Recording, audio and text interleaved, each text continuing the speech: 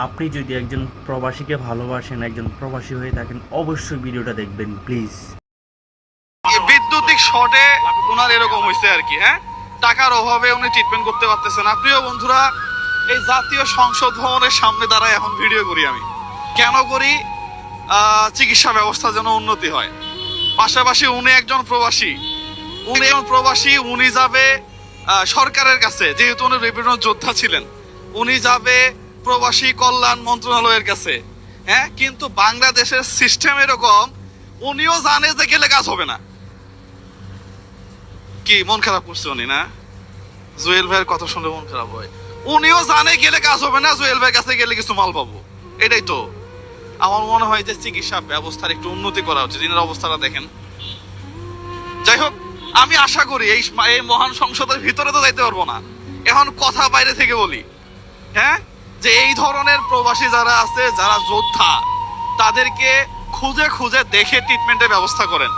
এই যে লোকটার অবস্থাটা দেখেন, আসলে গা শিউরে যাচ্ছে, বলার মতো কোনো ভাষা নাই। আজকে উনি আসতেছিল মাথা ঢেকে, আর পরে মা রাস্তায় রাস্তায় ঘুরতেছে, কিছু টাকা হইলে হয়তো ইন্ডিয়াতে নিয়ে যাবে চিকিৎসা করার জন্য।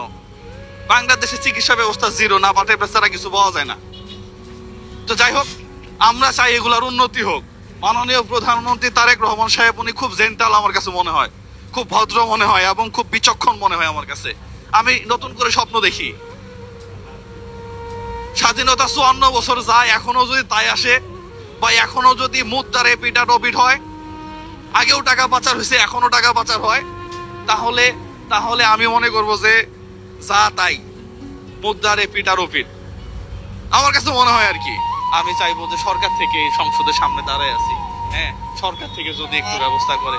হ্যাঁ, ডাক্তারে বলছে তুমি দ্রুত চিকিৎসা নাও, প্লাস্টিক সার্জারি করবে বলছে। প্লাস্টিক সার্জারি করলে আমি তো বলছি টাকার অ্যামাউন্টটা, শুধু হসপিটাল বিলে বলছে 34 লাখ 62 হাজার টাকা, আর হসপিটাল মেডিসিন খরচ এগুলা বহুত ব্যয়বহুল খরচ।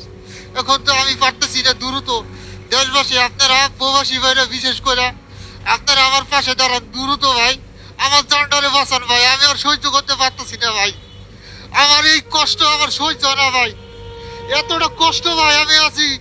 আমি রাইতে ঘুমাইতে পারি না ভাই, আমি খাইতেও পারি না, আমি ঠিক মতো, আমি ঠোঁটে খাইতে গেলে ঝাল লাগে আমার, আমি হা করতে পারি না। কথা বলতে পারতেছি হয়তো আমি, কিন্তু আমি হাও করতে পারি না ঠিক মতো কইরা। আমার যে এতটা কষ্ট হয়, আমার কষ্টর মনে করেন আপনি কষ্ট করে আমার বাবার কিভাবে কিভাবে বাঁচানো যাবে সেই চেষ্টা তোমরা আমার দর্শকই আমি তো ভিডিও আপলোড যদি দেওয়া যায়, তাহলে টাকার ব্যবস্থা হয়ে যাবে, এটা আমি বিশ্বাস করি।